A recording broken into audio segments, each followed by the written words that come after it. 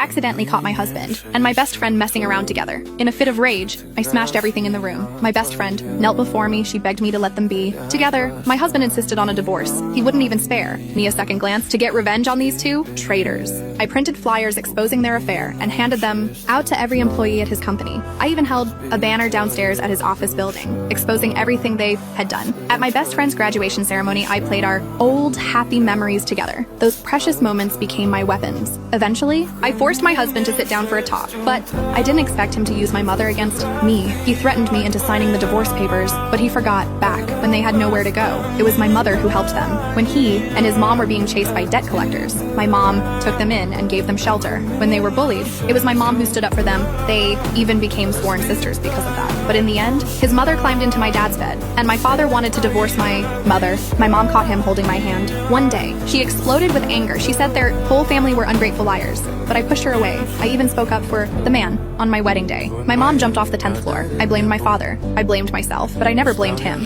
In the end, I still divorced him. He only gave me a broken down old house in our hometown. Knew I could never beat him. It had always been that way since we were young. Later, I couldn't help but attend my ex-best friend's art exhibition. That's where I saw a painting. It showed the first time she slept with my husband, and it happened in my house. In my bed, I was furious. I rushed forward to tear the painting apart, but security pinned me to the floor. Eventually, I was sent to jail by them. I was sentenced to 3 years and had to pay for damages and emotional distress. 1 year later, I got out early for good behavior, but I had no money. I had to leave the city. 5 years later, I returned while buying a tie for my current husband. I ran into my ex. I didn't want to talk to him. I grabbed my things and walked away, but he insisted on driving me home. Had no choice but to get in the car when I gave him the address. He froze. It was an abandoned neighborhood, the place where my mother died. When we got out, he called out to me. He couldn't help but ask who was the tie for. Told him it was for my husband. He said if I ever felt wronged, I could talk to him, but I just said I'm doing fine, then turned and left. That night, he showed up at my door with her. I slammed the door in their faces.